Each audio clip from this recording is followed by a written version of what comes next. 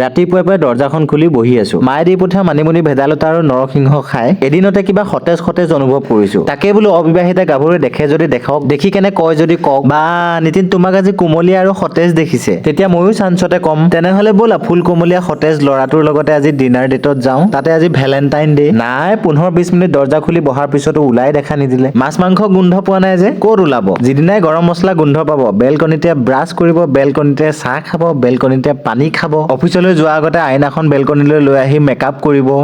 এইবাৰো ভেলেণ্টাইনটো তেনেকেই গুচি গ'ল। কিবা এটা ইংগিত পোৱা আশাত বহুতে ভাত বনাবলৈ দেৰিয়ে হৈ গ'ল। বহুতে কৈ আছিলে বোলে বাইটি এইবাৰ কি নিৰামিষে খাই থাকিবা নেকি? মাহেকৰ প্ৰথম কেইদিনৰ লেবেলটো নেদেখুওৱা নেকি? কৈছিলো নহয় অলপ পইচা খাচিম বুলি। সেই হেতুকে জোৰা টাপলি মাৰিয়ে চলি আছিলো। সিদিনা ওচৰৰ খুৰীয়ে দিয়া মাছ কেইপিচেদি 3 সাঁজমান খালো। মায়ে দি পঠাইছিল 2 পিচমান ডাঙৰ মাছ আৰু 1 সাঁজৰ জোখাৰে মোৱা মাছ। মাংস নাখাই মাংসৰ পইচা কেইটা ভেলেণ্টাইন ডে'লে বুলি সাঁচিছিলো। হাত ভৰি কঁপিছিল যদি অলপমান ফিজিঅ'থেৰাপি আৰু মেডিটেশ্যন কৰি কঁপনিটো বন্ধ কৰি থৈছিলো। পিছে লাভ নহ'ল। কালিৰ পৰা মাংস খাব লাগিল আৰু। জীৱনৰ আৰু কিমানটা বসন্ত এনেকে পাৰ কৰিব লাগিব ঈশ্বৰেহে জানে আৰু। বাৰু আজিও সেই মায়ে দি পঠোৱা ফুলকবিকে ভাজিব লৈছো। প্ৰথমে বগী কেৰাহীজনী জিৰা গুটি কেইটামান দি পেলাই আলুখিনি অলপমান ভজা হোৱাৰ পিছতে ফুলকবিখিনি দি ভাজিবলৈ দিছো। আনহাতে দালিখিনিও চম্ভাৰ মাৰি দিলো। জোখতকৈ বেছি থপথপীয়া হোৱাৰ কাৰণে অলপমান পানী ঢালি দিলো। আনহাতে আলু আৰু ফুলকবিখিনিত পৰিমাণ মতে নিমখ আৰু হালধি দি ভালকে লৰাই দিছো আৰু 8-10 মিনিট মানলৈ ঢাকন নিদিয়াকে ভাজিবলৈ দিম। এই চেগতে বাকি থোৱা চাহকাপ অলপমান ঠাণ্ডা হোৱাৰ পিছতে পটককে গিলি ললো। এতিয়া এটা এম সাইজৰ বিলাহী, 2টা হেৰি পুৰা জলকীয়া, অলপমান আদা আৰু কেইডালমান ধনিয়া ঠাৰি দি এটা পেষ্ট বনাই লৈছো। আনহাতে মোৰ ফুলকবি আৰু আলুখিনিও 70% মান ভজা হৈ গৈছে। সেইখিনি কাঢ়ি থৈ এতিয়া একেটা কেৰাহীতে আকৌ অলপমান মিঠাতেল দিছো। তেল গৰম হোৱাৰ লগে 1 চিকুট হিং দি বনাই থৈ দিয়া বিলাহী পেষ্টটো দি দিছো। লগতে পৰিমাণ মতে নিমখ, হালধি, কাশ্মীৰী ৰেড চিলি পাউডাৰ, অলপমান ধনিয়া গুৰি দি তেল বিৰিঙি অহালৈ ভাজিবলৈ দিম। এইফালে মোৰ দালিও হৈ গৈছে। শেষত অলপমান ধেমাজিৰ ধনিয়া ছটিয়াই দিছো। আনহাতে বিলাহীখিনি ভজাও মোৰ হৈ গৈছে।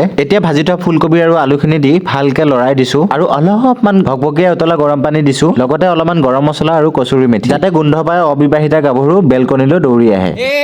এইফালে মোৰ অসুস্থ কুকাৰটোতে জাপানী জহা কেইটা পাতি দিলো আৰু ফাইনেলি মোৰ লেলপা ফুলকবি আৰু আলু ভাজি ৰেডি হৈ গৈছে। অলপমান ধনিয়া, 2টা হেৰি পুৰা জলকীয়া আৰু কেঁচা আদা দি পেলাই বন্ধ কৰি থৈছো। এইফালে জাপানী জহা কেইটাও চিটিটো মৰুৱাই ললো। বহুতে কমেণ্ট দি থাকে বোলে বাইটি তুমি গা পা নোধোৱাকে ভাত বনালা বা ভাত বনাইহে গা ধুলা। মই কাৰোবাৰ ঘৰৰ বোৱাৰী নহয় যে গা ধুইহে ভাতৰ চৰু চুব পাৰিম। এজন অকলে থকা অবিবাহিত ৰোমান্টিক ডেকা। মই হাগি হেৰি নুধিও ভাত বনাব পাওঁ। মই কিন্তু বেয়া পোৱা নাই, আপোনালোকে ভাল ভাবিয়ে কৈছে কথাটো। তথাপিও কিন্তু মোৰ পৰা এক্সপেক্টেশ্যনটো অলপমান কমকে ৰাখিব দেই। বাৰু দেৰি নকৰি খাবাই লৈছং আৰু।